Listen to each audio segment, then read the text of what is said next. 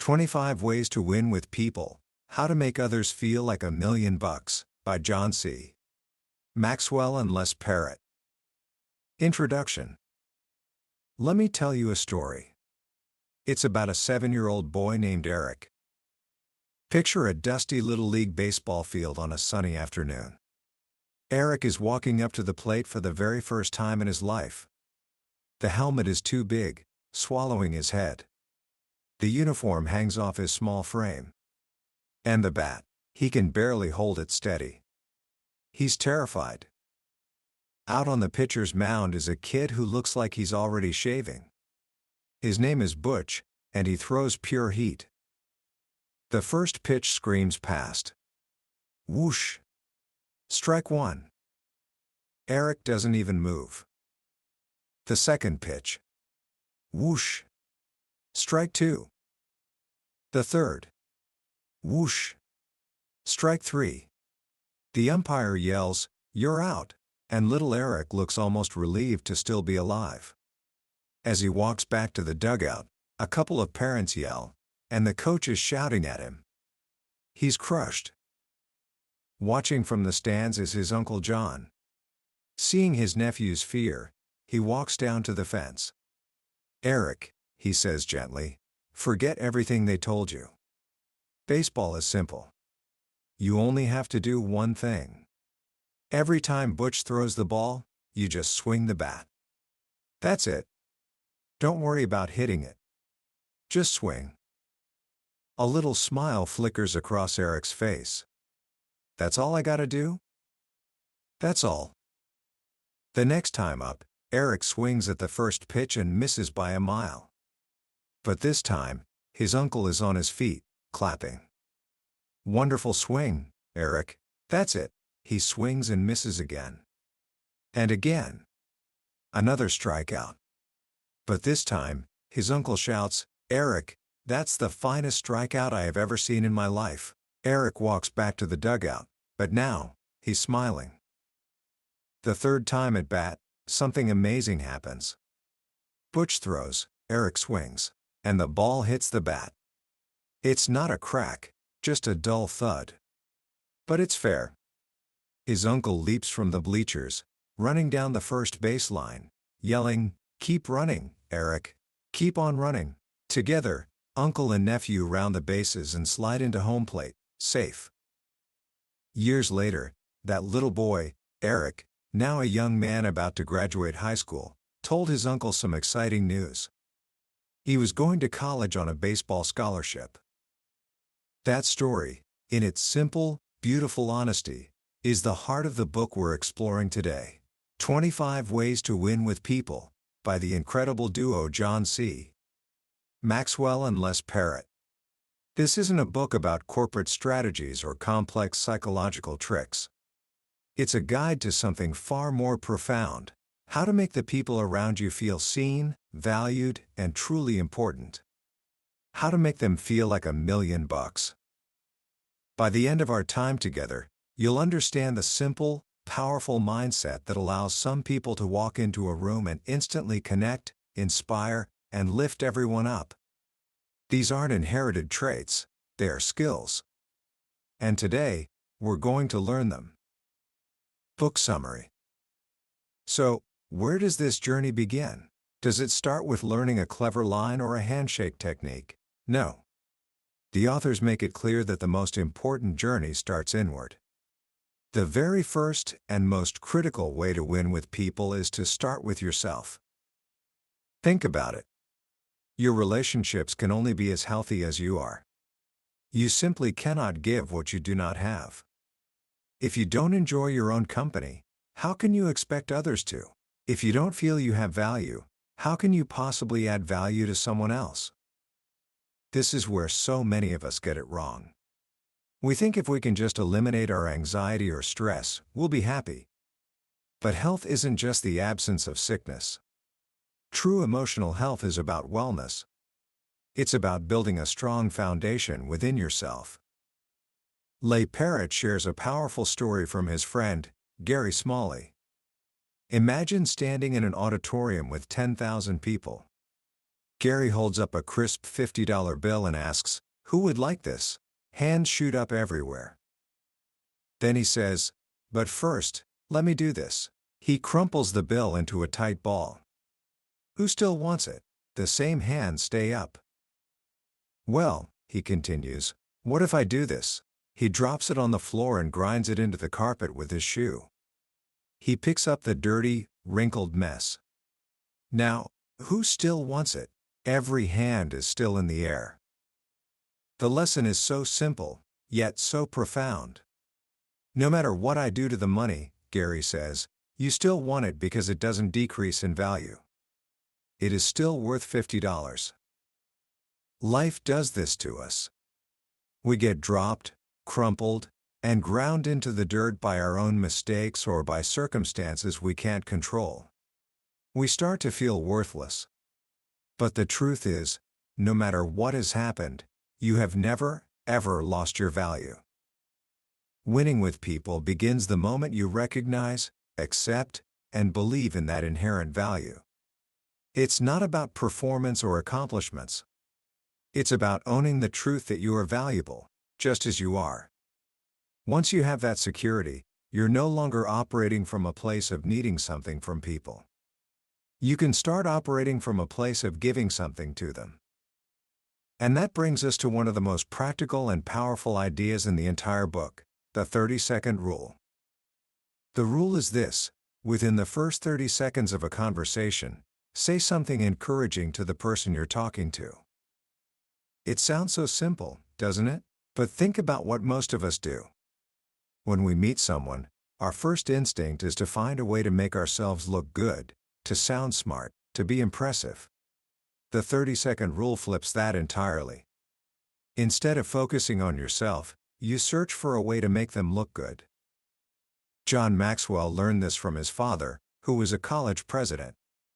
As they walked across campus, his dad would constantly stop to say encouraging things to the students. A simple "I heard you did great on that exam," or "that was a wonderful question you asked in class." John noticed the students' faces would light up. His father was depositing little seeds of encouragement everywhere he went. This isn't about flattery or fake compliments. It's about genuine attention, affirmation, and appreciation. A researcher once found that when tired children were given a word of praise, an instrument measuring their energy levels showed an immediate upward surge. But when they were criticized, their energy took a nosedive. Words have real power. They can give energy or drain it away. When you practice the 30-second rule, you become an energy carrier. You're the person who walks into a room and makes people feel better just by being there. The person who adds to others, not subtracts from them. And as you start to focus on others, you'll naturally begin to see them differently. You'll see their potential, their strengths, and their dreams. Which leads us to another profound way to win with people: give others a reputation to uphold. Goethe once wrote, "Treat a man as he appears to be and you make him worse. But treat a man as if he already were what he potentially could be, and you make him what he should be." This is one of the most powerful forms of belief you can offer someone. When you see a spark of potential in them, a talent, a strength, a good quality, and you speak it out loud, you give them a vision of themselves they might not have been able to see on their own. There was a famous Australian tennis coach named Harry Hopman who was known for this. He had a player who was a bit slow, so he nicknamed him Rocket. He had another player who wasn't very strong, so he called him Muscles. Do you know who those players became? Rocket Rod Laver and Ken Muscles Rosewall, two of the greatest tennis champions in history. The coach didn't describe what they were, he described what they could be. And they rose to meet that reputation. John Maxwell does this with his own team. He calls his assistant, Linda, the one who always represents me well. He calls another colleague Mr. Relationship. He's not just complimenting them, he's giving them a standard of excellence to live up to. You can do this too. What is special, unique, or wonderful about the people in your life? Do you see a friend who is incredibly loyal? Tell them, "You're the most loyal person I know." Do you have a classmate who is unusually creative? Say, "You have a way of seeing things nobody else does." When you do this, you're not just making them feel good in the moment. You're planting a seed. You're telling them, "I see this in you," and it creates an internal desire in them to prove you right. Of course, to see those strengths, you have to be looking for them. And that requires a shift in focus. Too many of us spend our time looking for people's weaknesses and flaws. It's far more impactful to point out people's strengths. The authors share an amazing piece of research. Every single person can do at least one thing better than 10,000 other people. Think about that for a moment. You have a unique ability inside you, a strength zone, that is world class. And so does everyone you meet. The tragedy is, most people never discover what it is. Imagine being the person who helps someone else find theirs. A successful person finds the right place for himself. But a successful leader, and a true friend, finds the right place for others. How do you do it? First, you look for the best in people. Anyone can find flaws. It takes a special kind of person to see the gold. And second, you speak up. It's not enough to think it, you have to say it. You have to fertilize that seed of success with encouragement and water it with opportunity. When you start operating this way, seeing the best in people, encouraging their potential, something incredible happens. They start to trust you. And when they trust you, they might just share with you the most fragile and important thing they have, their dream. This is where you have the chance to practice one of the most sacred ways to win with people: encourage the dreams of others. Dreams, by their very nature, are fragile. They can be crushed by a single cynical word. Most people are afraid to even speak their dreams out loud, because they've learned that the world is full of dream killers, people who, often because they've given up on their own dreams, can't stand to see someone else pursue theirs. Your job is to be the opposite. Be a dream releaser. Even if a dream sounds far-fetched, it's not your place to criticize it. When someone shares their dream with you, they are showing you the very center of their soul. It's a moment of incredible vulnerability and trust. How you respond has immense power. A wrong word can cause them to bury that dream forever. The right word can give them the courage to take the next step. So, how do you encourage a dream? 1. Ask them to share it. Most people are never asked. 2. Affirm the person, not just the dream. Say, "That's a fantastic dream, and I can see you achieving it because you are so determined/creative/hardworking. Connect the dream to a strength you see in them. 3. Ask about the challenges. This shows you're taking it seriously. 4. Offer your assistance. Even a small offer, "Let me know if I can ever help you brainstorm," can mean the world. 5. Revisit the dream with them. Check in later. Ask how it's going. This shows you didn't forget, that it wasn't just a polite conversation. When you become a safe place for people's dreams, you become one of the most important people in their lives. This entire approach, seeing value, encouraging, pointing out strengths, believing in dreams, is rooted in a philosophy of generosity. And that generosity must extend to your actions. One of the most tangible ways to win with people is to do for others what they can't do for themselves. We all have limits. We don't have all the knowledge, all the connections, or all the resources we need to get where we want to go. But what you lack, someone else might have in abundance. And what they lack, you might just have. John Maxwell shares how, early in his career, he was invited by a well-known professor to speak at conferences around the country. This put him on a national stage and gave him credibility he couldn't have earned on his own. Someone opened a door for him. Now, he makes it his mission to do the same for others. You don't have to be rich or famous to do this. Think about the 4 key areas where you can give someone a boost. 1. Introduce them to people they can't know on their own. Maybe you know a business owner, a teacher, or just a friend who could help someone. Be the bridge. 2. Take them to places they can't go on their own. Maybe you have access to an event, a club, or even just a beautiful spot in nature. Share the experience. 3. Offer them opportunities they can't reach on their own. Do you see a chance for someone to volunteer, to lead a small project, to showcase their skills? Give them that chance. 4. Share ideas they don't possess on their own. Sometimes, a single idea can change everything. If you have an idea that could help someone, don't hoard it. Give it away. This is about having an abundance mindset. People with a scarcity mindset see life as a single pie with limited slices. If they give a slice away, they have less. People with an abundance mindset believe that if the pie runs out, we can always bake another one. They aren't afraid to give, because they believe there's always more to create. This attitude naturally leads to another powerful practice: be the first to help. Often, when someone is in need, people stand back. They're unsure, they're busy, or they assume someone else will step in. The person who wins with people is the one who steps forward without hesitation.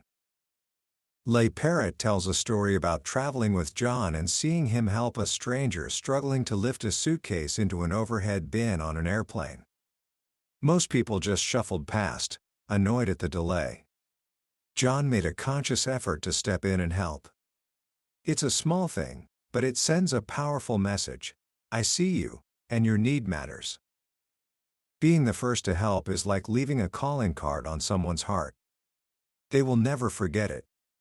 It doesn't have to be a grand gesture. It can be as simple as holding a door, picking up something someone dropped, or offering a hand when you see someone struggling. It's about being aware of the needs around you and making it your priority to meet them.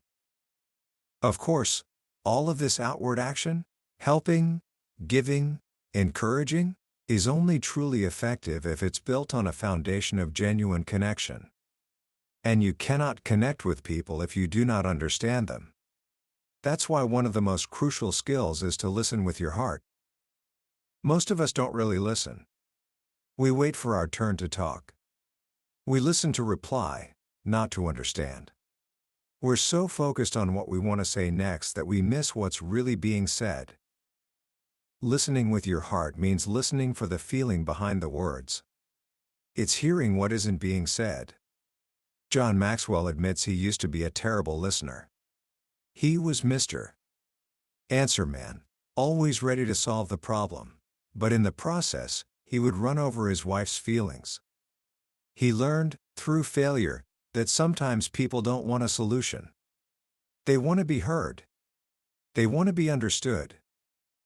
To do this, you have to fight the distractions. Put the phone down. Turn away from the screen. Focus on the person.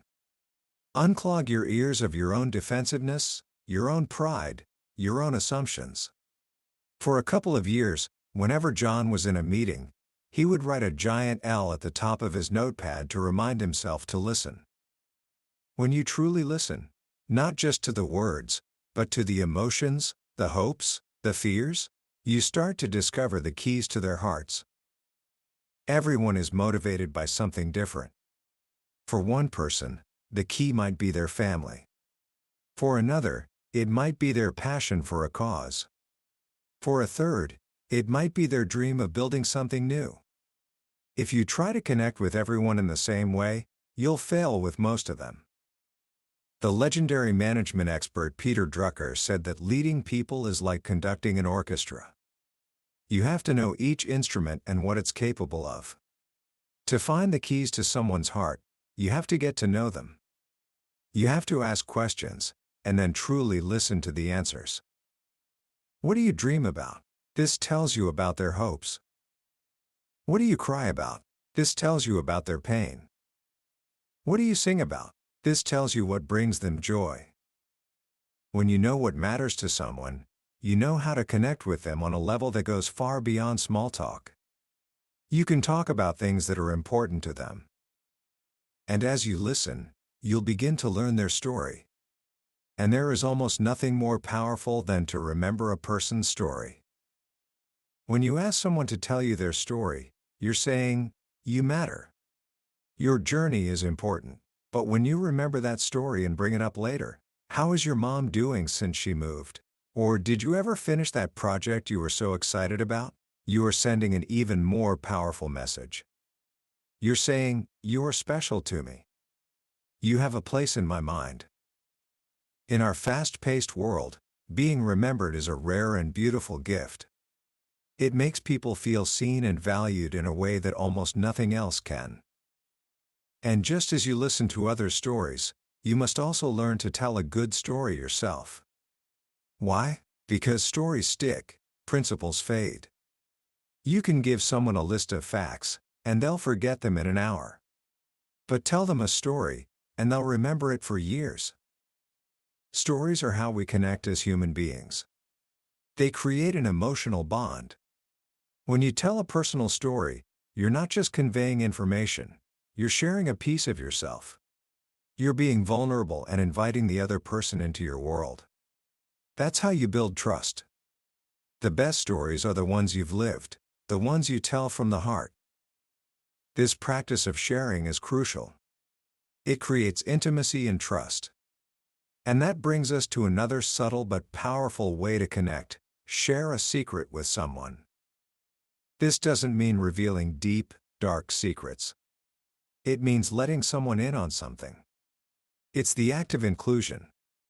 When John Maxwell was planning to move his company from San Diego to Atlanta, he told a few key people months before the public announcement.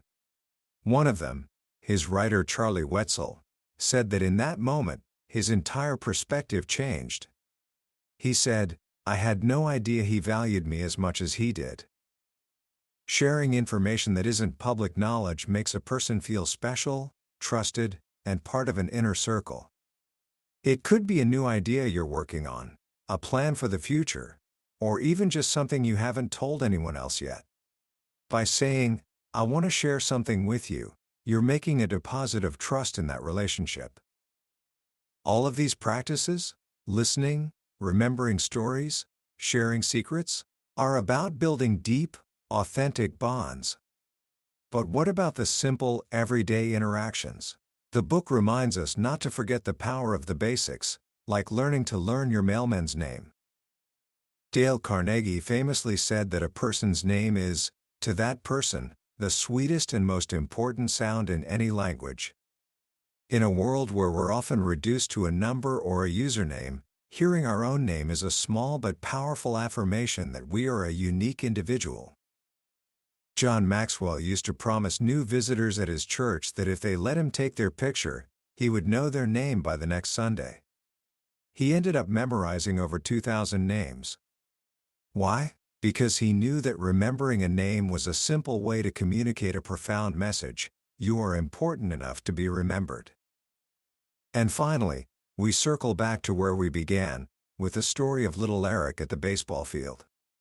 The ultimate way to win with people is to help people win.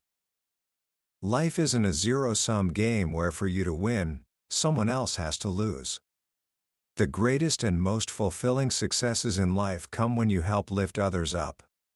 The basketball legend Bill Russell, who won more championships than any other player in history, said, "The most important measure of how good a game I played was how much better I'd make my teammates play."